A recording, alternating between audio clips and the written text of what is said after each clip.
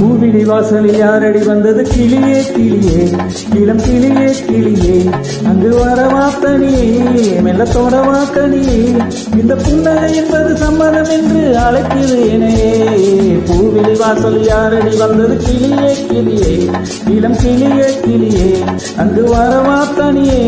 மெல்லத்தோட வாக்கனியே இந்த புன்னகை என்பது சம்மதம் என்று அழைக்குது என்னையே